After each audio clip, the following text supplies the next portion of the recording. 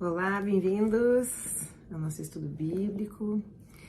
Vamos começar com uma oração. Senhor, hoje vamos tratar de um assunto tão importante, talvez o assunto mais importante de toda a Bíblia. Eu te peço, Paizinho, me ajuda com as palavras para que eu consiga explicar da melhor forma possível, alcançar o coração de quem estiver ouvindo. Eu te peço em nome de Jesus, amém. Então, chegamos no momento da conversão de Jacó. Jacó, ele era filho de crente e neto de crente, vamos dizer assim, né? Crente é quem crê em Deus, quem crê em Jesus.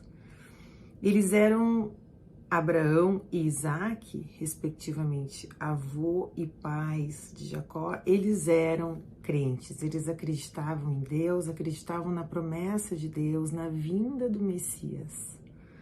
Porque Deus falou no Messias, lá no capítulo 3 de Gênesis, verso 15, ele disse, quando houve o pecado, ele disse que viria então um dia o filho da mulher e que ele, embora fosse machucado no calcanhar pela serpente, ele esmagaria a cabeça da serpente.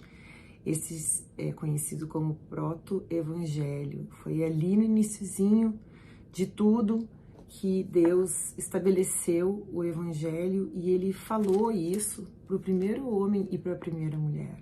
Então, não há desculpa, não há desconhecimento. Desde Adão e Eva, Deus já deixou claro que viria um Messias, que seria esse Messias, que esmagaria a cabeça da serpente e que esse Messias resgataria, então, o relacionamento entre nós e Deus. Então, as pessoas, os seres humanos, antes do nascimento de Jesus, eles viviam olhando para o futuro, olhando para a vinda do Messias.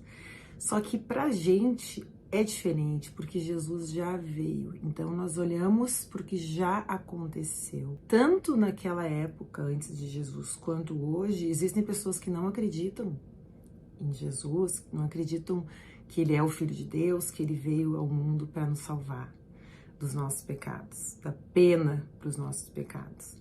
Tem muita gente que não acreditava, tem muita gente que não acredita. Nós conversamos no vídeo passado que muitas pessoas ainda que a gente tente incessantemente não vão acreditar. E esse é um caso muito emblemático porque Jacó, ele veio então de uma família, ele cresceu numa família, no seio de uma família que acreditava em Deus, né? Homens de fé e apesar de todos os seus defeitos, seus pecados, que todos temos, né? Eles eram homens e mulheres de Deus. Mas Jacó não era um homem de Deus. Jacó vivia pela carne, fazendo o que ele tinha vontade, trapaceando. Nós vimos isso, né? Mas o que acontece? Chegamos num ponto da vida de Jacó que às vezes Deus leva, né, as pessoas a um ponto onde elas não têm mais o que fazer a não ser socorrer a Deus, né? Esses dias eu ouvi um pastor falando que eu achei muito engraçado. Ele disse: todo ateu deixa de ser ateu quando o avião tá caindo, né? Então, ou quando o pitbull pula dentro do pátio, né? Então, às vezes, Deus leva as pessoas a uma situação de pânico, de medo, de ansiedade, para que a gente busque por Ele. A gente chega no final, não tem mais recursos, a gente busca Ele. E é isso que está acontecendo aqui com Jacó. Jacó fugiu do seu sogro com todas as suas esposas, né, os seus filhos, né? Jacó levou todas as suas propriedades, seu gado, suas servas. E em determinado momento, Labão alcança Jacó. E eles fazem um trato ali, porque Labão veio com armas, ele ia destruir Jacó. Mas aí Labão teve um sonho com Deus e ele resolveu não matar Jacó.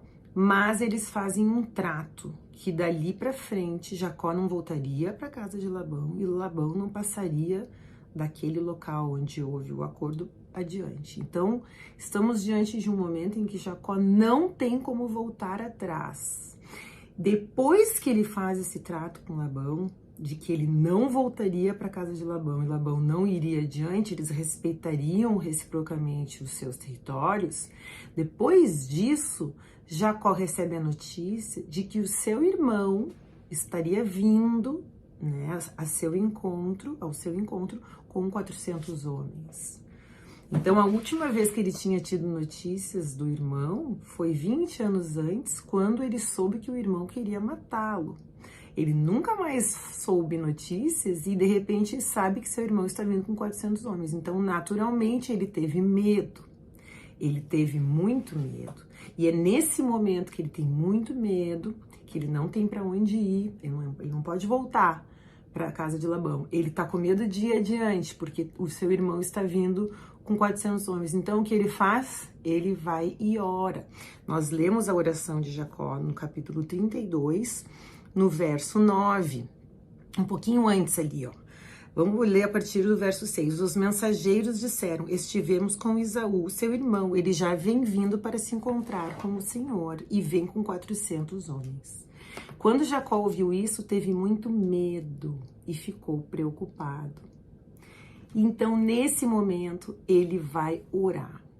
Mas notem a oração dele. Ele diz: ouve-me, ó Senhor, Deus do meu avô Abraão e de Isaque, o meu pai. Ele não disse: ouve-me, meu Senhor, ouve-me, meu Deus. Então, o Deus, nesse momento, ele não era o Deus de Jacó. Ele era o Deus da família de Jacó. E o que a gente começa a perceber lendo a Bíblia é que não adianta viver numa família onde as pessoas são cristãs sem a real conversão. E é isso que nós vamos ver hoje. Nós vamos ver alguns versos sobre a conversão de Jacó e sobre a nossa conversão, sobre o chamamento feito à nossa conversão. Então, ele faz essa oração. E por que a gente está vendo essa oração? Porque orar faz parte da conversão. A gente, para ter uma experiência com Deus, a gente precisa pedir para Ele. A gente precisa pedir para que Deus venha e mude o nosso coração.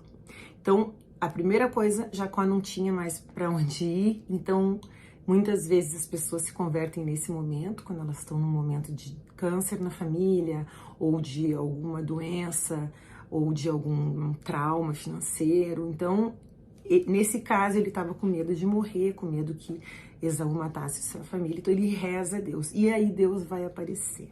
Então nós vamos começar a ler a partir do verso 22, que é a luta de Jacó em Peniel. Eu estou usando a Bíblia, nova tradução na linguagem de hoje, da Sociedade Bíblica do Brasil. Eu estou gostando bastante dela, eu leio em mais de uma Bíblia, mas hoje eu tô lendo essa aqui. Geralmente eu leio ou nessa ou na Bíblia a Mensagem. Hoje eu vou ler nessa aqui. Então vamos lá. Naquela mesma noite, Jacó se levantou e atravessou o rio Jaboque, levando consigo as suas 2 mulheres, as suas 2 concubinas e os seus 11 filhos. Depois que as pessoas passaram, Jacó fez com que também passasse tudo o que era seu. Mas ele ficou para trás sozinho. Esse momento, o momento de conversão, é um momento entre o homem e Deus. Aí veio um homem que lutou com ele até o dia amanhecer. Então, Jacó, morrendo de medo, orou, ficou sozinho e aparece um homem e começa a lutar fisicamente com ele. Imagina o susto. Quando o homem viu que não podia vencer, deu um golpe na junta da coxa de Jacó, de modo que ela ficou fora do lugar. Então o homem disse: solte-me, pois já está amanhecendo. Não solto, disse Jacó, enquanto o Senhor não me abençoar. Aí o homem perguntou: como você se chama? Jacó, respondeu ele. Então o homem disse: o seu nome não será mais Jacó. Você lutou com Deus e com os homens e venceu. Por isso o seu nome será Israel. Agora diga-me o seu nome, pediu Jacó. o homem respondeu: por que você quer saber o meu nome? E ali ele abençoou Jacó. Então Jacó disse: eu vi Deus face a face, mas ainda estou vivo. Por isso ele pôs naquele lugar o nome de Peniel, que significa a face de Deus. O sol nasceu quando Jacó estava saindo de Peniel e ele ia mancando por causa do golpe que havia levado na coxa. Até hoje os descendentes de Israel não comem o músculo que fica na junta da coxa, pois foi nessa parte do corpo que ele recebeu o golpe. Bom, o que aconteceu aqui? A gente entende que esse homem que aparece para lutar com Jacó é Jesus. Nós já vimos que a Bíblia, quando ela fala de anjos, ela fala um anjo de Deus, é um anjo qualquer. Quando ela fala o anjo de Deus, ela se refere a Deus. E aqui ele se refere a Deus, que ele viu Deus. Só que ninguém pode ver Deus. Isso está lá no Evangelho de João. Só se pode ver o Filho de Deus, que é a manifestação de Deus. Portanto, Jacó lutou com Jesus. E o que aconteceu? Por que houve essa luta, né? Então, Jacó pediu: Deus, vem. Ele fez aquela oração e aí Deus veio. Só que houve uma luta entre eles. E isso faz parte da conversão do homem. Porque o nosso coração, ele é voltado à inimizade com Deus. Desde o princípio, a gente quer fazer as nossas escolhas. A gente não quer seguir as diretrizes de ninguém. Nós somos rebeldes por natureza. Mas para quem quer andar com Deus, a gente precisa superar essa rebeldia. A gente precisa sair do banco do motorista e dar a direção da nossa vida para Deus. E isso não é fácil. Isso não é fácil. Muitas pessoas não conseguem se entregar para Deus por conta desse espírito de autonomia, de rebeldia. A gente só consegue compreender que a gente precisa de Deus quando a gente percebe que a gente não é bom o suficiente para se guiar, para guiar a nossa vida. Nós somos cegos, a gente não enxerga o futuro, a gente mal enxerga o presente e lembra de pedaços do passado. Mas Deus vê todas as coisas, Ele é bom, nos ama e quer o nosso bem. Então, seguir Deus é melhor para nós. Mas essa luta representa a batalha que a gente trava antes de se converter. Muitas pessoas brigam com Deus porque não querem se submeter a Deus. Então, essa briga da conversão, né? E em determinado momento, Deus machuca Jacó, né? Ele toca na perna de Jacó e Jacó sai dali mancando. E isso também representa que uma real conversão, ela deixa uma marca nas pessoas, uma marca muito forte. A vida nunca mais vai ser a mesma depois que a gente se converte. E essa marca, às vezes, só nós vemos, porque essa marca, às vezes, ela não é externa, ela é interna, ela é no nosso coração. E depois que ele machuca Jacó pede para que ele abençoe, né? Ele diz para Jesus: eu não solto o Senhor enquanto você não me abençoar. E a gente tem que lembrar da conversa que Jacó teve com seu pai, seu velho e cego pai, quando ele enganou seu pai ia dar a bênção, e ele enganou seu pai, ele vestiu uma roupa, uma pele de bicho para ficar peludo, botou as roupas de Esaú, enganou seu pai. E quando seu pai ia dar bênção, ele perguntou: quem está aí? Quem é você? E ele disse: Esaú. Então agora ele quer novamente ser abençoado por Deus e Deus pergunta para ele, Jesus pergunta para ele: como você se chama? Jesus sabia o nome dele, mas ele queria que Jacó se desse conta. Naquele momento, daquela bênção, ele estava tendo uma oportunidade de reviver aquele momento. E ele reconhece: sou Jacó. E Jacó, o nome Jacó, a gente viu que quer dizer suplantador, enganador, né? Aquele que tenta puxar o pé do outro.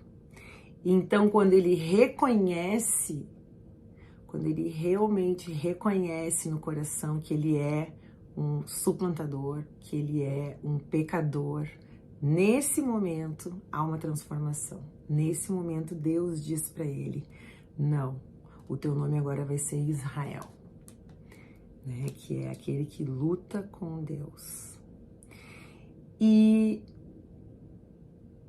essa conversão, ela mostra que quando a gente passa por essa experiência, a gente muda muito a nossa própria identidade, o nosso caráter, o nosso coração. Isso é dito mais à frente por Jesus no Evangelho de João, capítulo 3. Ele se refere a essa conversão ao novo nascimento. O que é um novo nascimento? Vamos ler aqui em João, capítulo 3. E olha só que interessante, Jesus escolhe conversar sobre esse assunto com Nicodemos. Quem era Nicodemos? Nicodemos era um fariseu, ele era um mestre fariseu. Fariseus eram os conservadores, eram os ortodoxos, eram aqueles que sabiam a lei de Moisés de cor. Ele foi falar justamente para essa pessoa super religiosa que toda aquela religião dela não servia para nada, que ele teria que nascer de novo para poder ir para o céu. Ele não disse isso quando ele conversava com as prostitutas, quando ele conversava com os ladrões, porque para esses o evangelho é uma maravilha. O evangelho significa Deus vai perdoar os pecados dos pecadores que acreditam em Jesus e eles têm uma vida eterna. Para quem é pecador e sabe que é pecador, isso é maravilhoso. Mas e para quem acha que não é pecador? E para as pessoas que acham que são éticas, que são corretas? E para os religiosos? Para as pessoas que seguem uma religião à risca, elas acham que estão garantidas, né? E Deus, Jesus vai mostrar que não. Não é isso que faz uma pessoa garantir a vida eterna com Deus. Vamos ler um pouquinho, porque é bem importante. Capítulo 3 de João. Havia um fariseu chamado Nicodemos, que era líder dos judeus. Uma noite ele foi visitar Jesus e disse: Rabi, Rabi é mestre em hebraico. Então o líder dos judeus começou a conversa reconhecendo que Jesus era um mestre também. Rabi, nós sabemos que o Senhor é um mestre que Deus enviou, pois ninguém pode fazer esses milagres se Deus não estiver com ele. Jesus respondeu: eu afirmo ao Senhor que isto é verdade. Ninguém pode ver o reino de Deus se não nascer de novo. Nicodemos perguntou: como é que um homem velho pode nascer de novo? Será que ele pode voltar para a barriga da sua mãe e nascer outra vez? Jesus disse: eu afirmo ao Senhor que isso é verdade. Ninguém pode entrar no reino de Deus se não nascer da água e do Espírito. Quem nasce de pais humanos é um ser de natureza humana. Quem nasce do Espírito é um ser de natureza espiritual. Por isso, não fique admirado porque eu disse que todos vocês precisam nascer de novo. O vento sopra onde quer e ouve-se o barulho que ele faz, mas não se sabe de onde ele vem nem para onde vai. A mesma coisa acontece com todos nós, os que nascem do Espírito. Como assim? Nicodemos ainda não tinha compreendido e ele pergunta para Jesus: como pode ser isso? Jesus respondeu: o Senhor é professor do povo de Israel e não entende isso? Pois eu afirmo ao Senhor que isso é verdade. Nós falamos daquilo que sabemos e contamos o que temos visto, mas vocês não querem aceitar a nossa mensagem. Se vocês não creem quando falo das coisas deste mundo, como vão crer se eu falar das coisas do céu? Ninguém subiu ao céu a não ser o Filho do homem que desceu do céu. Então, Jesus responde para ele: como assim? Como é que tu não sabe? Como é que tu não entendeu se tu é mestre da lei? Então, nesse momento, Jesus deixa claro que isso que ele está falando deveria ser de conhecimento de um mestre da lei. Portanto, deveria estar no Velho Testamento. do que Jesus estava falando, né? Do que ele disse que teríamos que nascer de novo para entrar no reino dos céus. Ele disse: eu afirmo ao Senhor que isso é verdade. Ninguém pode entrar no reino de Deus se não nascer da água e do Espírito. Água e Espírito. Esses dois já foram apresentados anteriormente e nós vemos isso lá em Ezequiel 36, que faz parte do Velho Testamento, portanto seria de conhecimento de Nicodemos. O que diz lá em Ezequiel 36, versos 25 a 27, diz assim, Deus falando, borrifarei, através do profeta Ezequiel, Deus falando, borrifarei água limpa sobre vocês e os purificarei de todos os seus ídolos e de todas as coisas nojentas que vocês têm feito. Eu lhes darei um coração novo e porei em vocês um espírito novo. Tirarei de vocês o coração de pedra, desobediente, e lhes darei um coração bondoso, obediente.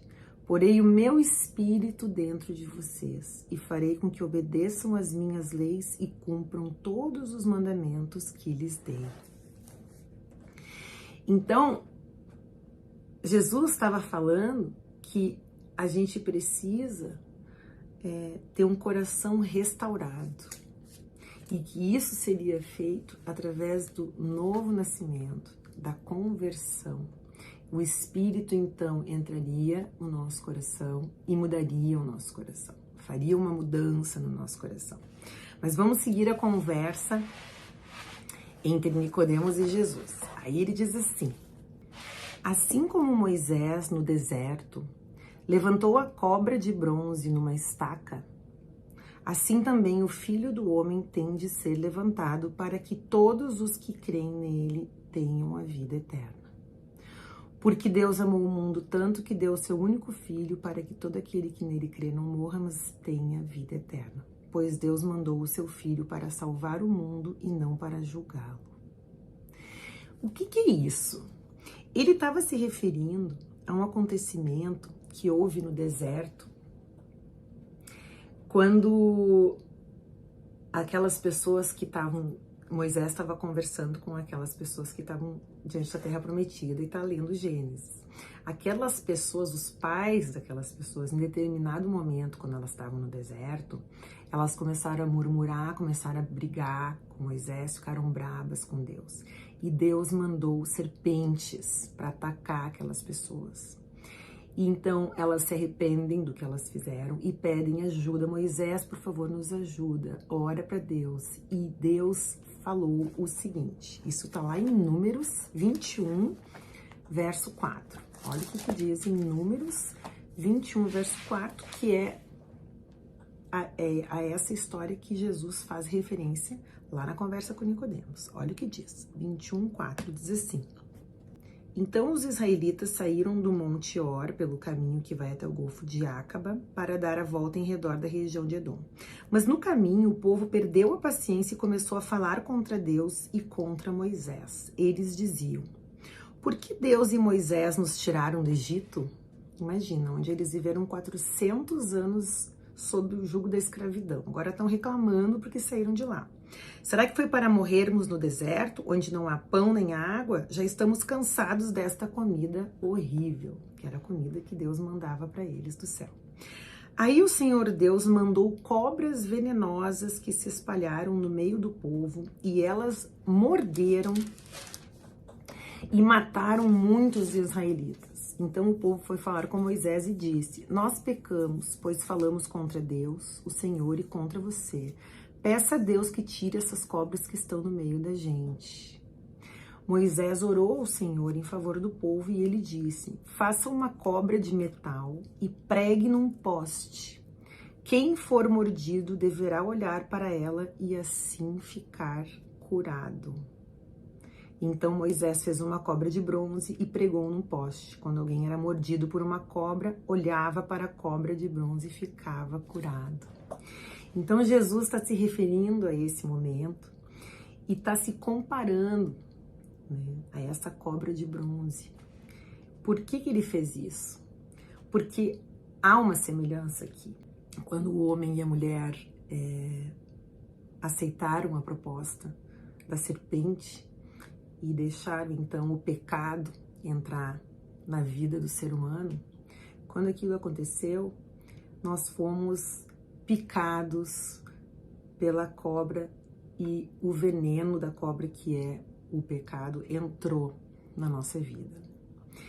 E para que a gente possa viver, para que a gente possa ser curado disso, a gente precisa olhar para a cruz. E quando a gente olha para o que Jesus fez, quando a gente olha para a cruz, a gente entende que a gente é pecador. Porque ele não estava morrendo ali naquele lugar por ele não fez nada de errado. Por isso que ele não podia pecar, por isso que ele não cometeu nenhum pecado. Ele não estava pagando por nada que ele fez ali. Ele era absolutamente puro, inocente e santo. Ele era Deus. Mas ele estava ali pagando pelos nossos pecados. Então, quando a gente olha para a cruz, a gente é como aquela geração que estava lá, sendo picada por cobras, e quando olhava para aquela cobra de bronze, era curado. Então, nós fomos picados. E o veneno do pecado entrou no nosso sangue. E a gente precisa olhar para a cruz para ser curado. Porque lá na cruz, Jesus está levando os nossos pecados. Ele se fez pecador para pagar a pena. Então, ele está com o antídoto para o veneno do pecado. E é por isso que ele faz essa relação. Então, a conversão, ela significa, a primeira coisa é a gente entender que a gente precisa se converter. E as pessoas que são muito, se consideram eticamente superiores, as pessoas que se consideram honestas, boas, caridosas, as pessoas que se consideram religiosas, essas pessoas têm que tomar muito cuidado. Porque não é isso o que vai levar elas para Deus, para Jesus, para a vida eterna. Não é isso. As nossas boas ações são como trapos sujos para Deus. A gente não vai conseguir com as nossas ações se reconectar com Deus. Isso está em Isaías 64, verso 6. Então a gente precisa ter essa humildade, um coração humilde. E é isso que a gente vê lá em Lucas 18. Olha só que bacana. No capítulo 18, verso 9, havia duas pessoas orando e olha só o que acontece. Ó. Jesus também contou essa parábola para os que achavam que eram muito bons e desprezavam os outros. Verso 10 do capítulo 18 de Lucas. Diz assim, Jesus contando. 2 homens foram ao templo para orar. Um era fariseu, que era esses religiosos, né? Da mesma turma do Nicodemos. E o outro cobrador de impostos, que eram odiados pelas pessoas. O fariseu ficou de pé e orou sozinho assim. Olha a oração do fariseu. Ó Deus, eu te agradeço porque não sou avarento, nem desonesto, nem imoral como as outras pessoas. Agradeço-te também porque não sou como este cobrador de impostos. Jejuo 2 vezes por semana e te dou a 10ª parte de tudo que ganho. Mas o cobrador de impostos ficou de longe e nem levantava o rosto para o céu. Batia no peito e dizia, ó Deus, tenha pena de mim, pois sou pecador. E Jesus terminou dizendo, eu afirmo a vocês que foi esse homem, o cobrador de impostos, e não o outro que voltou para casa em paz com Deus. Porque quem se engrandece será humilhado, e quem se humilha será engrandecido. Então, para que a gente busque Jesus, a gente precisa ter humildade. E é por isso que ele diz em Mateus, no Sermão da Montanha, capítulo 5, verso 3, bem-aventurados são aqueles pobres de espíritos, porque a eles será dado o reino dos céus. E a conversão, ela gera uma mudança muito grande. Aqui na Bíblia nós temos o exemplo de Paulo. Paulo também era um fariseu, ele era um perseguidor dos judeus. Ele teve um momento, um encontro com Jesus e ele mudou radicalmente de vida.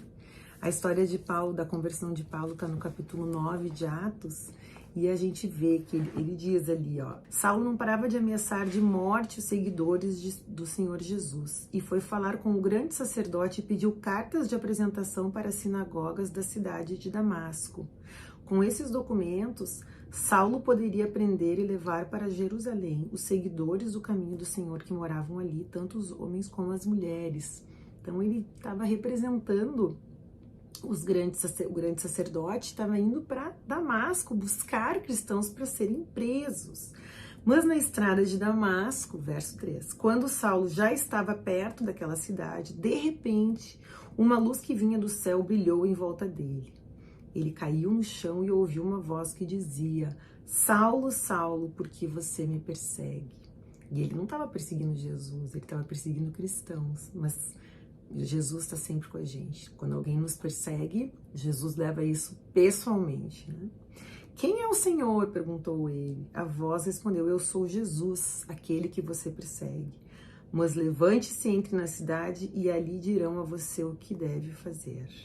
Os homens que estavam viajando com Saulo ficaram parados sem poder dizer nada. Eles ouviram a voz, mas não viram ninguém. Saulo se levantou do chão e abriu os olhos, mas não podia ver nada. Então eles o pegaram pela mão e o levaram para Damasco. Ele ficou 3 dias sem poder ver e durante esses dias não comeu nem bebeu nada. E depois Ananias sonhou com Jesus, apareceu para ele em sonhos e mandou ele lá conversar com Saulo. Ananias morrendo de medo, porque afinal de contas Saulo era um perseguidor dos cristãos, mas Jesus disse, não, vai que vai dar tudo certo. E aí ele diz lá no verso, a partir do verso 17, Ananias diz, Saulo, meu irmão, o Senhor que me mandou aqui é o mesmo Jesus que você viu na estrada de Damasco. Ele me mandou para que você veja de novo e fique cheio do Espírito Santo. No mesmo instante, umas coisas parecidas com escamas caíram dos olhos de Saulo e ele pôde ver de novo. Ele se levantou e foi batizado. Depois ele comeu alguma coisa e ficou forte como antes. Então Saulo teve um encontro com Jesus e caíram as escamas dos olhos dele. Ele começou a ver o mundo de uma outra forma. Na carta que ele escreve a Tito, Paulo diz assim, no capítulo 3, verso 3, depois da sua conversão, ele diz, antigamente nós não tínhamos juízo e éramos rebeldes e maus. Éramos escravos das paixões e dos prazeres de todo tipo e passávamos a nossa vida no meio da malícia e da inveja. Os outros tinham ódio de nós e nós tínhamos ódio deles. Porém, quando Deus, o nosso Salvador, mostrou a sua bondade e o seu amor por todos nós, Ele nos salvou porque teve compaixão de nós e não porque nós tivéssemos feito alguma coisa boa. Ele nos salvou por meio do Espírito Santo que nos lavou, fazendo com que nascêssemos de novo e dando-nos uma nova vida. Deus derramou com generosidade o seu Espírito Santo sobre nós por meio de Jesus, o nosso Salvador. E fez isso para que, pela sua graça, nós sejamos aceitos por Deus e recebamos a vida eterna que esperamos. Então é isso, né? A conversão significa olhar para a cruz, entender o que Deus disse no capítulo 3 de Gênesis, verso 15, que nós somos pecadores, nós estamos expulsos da presença dele, estamos condenados à vida eterna sem Jesus. A nossa única salvação é ele. Para quem veio antes de Jesus, eles eram salvos porque acreditavam na vinda do Messias. E para nós, seremos salvos se acreditarmos que Jesus veio para nos salvar. O evangelho é esse. Pecamos, Deus não nos quer mais. Para que a gente volte a andar com ele, precisamos de Jesus. Porque Jesus pagou o preço que nós nunca vamos conseguir pagar por nós mesmos. Por melhor que a gente faça, a gente nunca vai conseguir pagar. As nossas boas ações são consideradas trapos sujos. As boas ações que a gente faz para os outros é uma consequência do coração restaurado. E não é para obter a salvação. Então, eu convido a todos que ainda não tiveram uma experiência de conversão, que peçam a Jesus, para que Jesus venha e opere uma mudança no coração. É maravilhoso e a gente não consegue nunca mais ser a mesma pessoa. Paulo é um exemplo aqui na Bíblia, se chamava Saulo e depois passa a se chamar Paulo. Jacó é um exemplo, nós veremos. E no mundo contemporâneo temos muitos exemplos bonitos, algumas pessoas famosas que se converteram e a gente vê uma grande transformação na vida dessas pessoas que estão vivendo o ID, falando do seu próprio testemunho, levando pessoas a Jesus.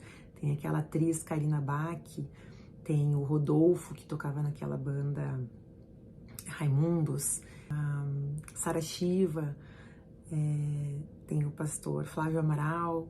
Então, o Espírito, ele, como Jesus falou para Nicodemos, ele é livre, ele vai por todo lado, ninguém sabe para onde ele vai, ninguém sabe quem ele vai tocar, ninguém sabe quem ele vai converter, mas Deus está ali esperando, a gente pede por essa conversão e a gente pede também, a gente ora também para que as pessoas que a gente ama, que ainda não tiveram esse momento, que passem por esse momento. A gente ora pela conversão dessas pessoas, para que Deus tenha misericórdia. E quando essa conversão vier, a gente nunca mais vai se sentir sozinho. Jesus promete isso em Mateus 28:20. Ele disse, lembrem-se disso, eu estou com vocês todos os dias até o fim dos tempos. Isso é verdade. Depois que eu me converti, eu passei por situações bem difíceis. Eu sofri um acidente, tive que fazer 3 cirurgias, eu tive 2 fertilizações in vitro mal sucedidas, eu tive que mudar de país, meu marido foi transferido, ficar longe de tudo e todos, né? E tudo isso eu vivenciei sabendo a todo tempo que eu não estava sozinha. Então, eu sabia quando eu estava na sala de cirurgia que eu não estava sozinha, nas minhas 3 cirurgias, eu sabia quando eu fiz as minhas fertilizações in vitro que não deram certo, que era a vontade de Deus para minha vida e que Ele me ama e que é o melhor para nossa família. Eu sabia que se a gente estava vindo para cá e eu me distanciando de todas as pessoas que eu conheço e amo, era porque tem um propósito maior para isso, né? Para que isso esteja acontecendo. E a gente passa a viver uma vida muito melhor, muito mais feliz. Então, orem, foi o que Jacó fez. Jacó primeiro chegou no fundo do poço, teve que chegar, algumas pessoas têm que chegar no fundo do poço, foi o caso de Jacó. Não adiantou ser filho, não adiantou ser neto de crente. Ele pediu para Deus uma experiência com ele, Deus veio. Eles brigaram muito, mas ele se converteu. Teve uma mudança de coração representada na mudança do nome. E depois de convertidos, a gente deve renovar nossa mente sempre, através da leitura da Bíblia. A conversão é o início do caminhar, não é o final. A gente vai passar a estudar a palavra de Deus, a entender como as coisas funcionam no reino de Deus e fazer o melhor que a gente pode para seguir esse caminho. E, para tanto, a gente precisa ler a palavra de Deus, a gente precisa conhecer o coração de Deus, as ordens de Deus. E eu digo, não sigam nenhuma religião cegamente, porque religião foi criada por homens. A palavra de Deus está aqui, bem clara, é só a gente ler, para que a gente não se confunda. Eu estava assistindo uma entrevista que o Papa Francisco deu esses dias, e eu fiquei bem preocupada, fiquei muito triste, porque ele disse uma coisa antibíblica, anti-evangelho, e ele é o Papa, né? Ele é seguido pelos católicos. Ele disse que o que dava esperança para ele no mundo é que os homens eram bons, né? E alguns eram maus, mas os homens eram bons. Mas não é isso o que diz o evangelho, né? A Bíblia toda fala que nós somos pecadores, caídos, corrompidos, e que é por isso que nós precisamos de Jesus. Nós somos caídos, nós não conseguimos nos reconectar com Deus pelas próprias forças. Nós precisamos, primeiro, ter humildade, nos aquebrantarmos e se arrepender, né? A gente precisa se arrepender dos nossos pecados e pedir ajuda para Jesus. Jesus pagou pela pena. E essa pena tinha que ser paga, por quê? Porque há pecado no mundo, há pecado no coração de todos nós. Não há homens bons, né, para o padrão de Deus. Então, sigam a leitura da Bíblia. Estou fazendo o melhor que eu posso para estudar, mas é isso, não sigam nenhum religioso, não sigam ninguém, sigam a palavra, né? Todos os religiosos, por mais bem intencionados que sejam, todos os professores, por mais bem intencionados que sejam, incluindo eu, né? A gente erra, então sigam a Bíblia, orem, peçam para Deus mostrar a vontade dele, a palavra de Deus está aqui escrita, é só ler. E que Deus abençoe. Até a próxima.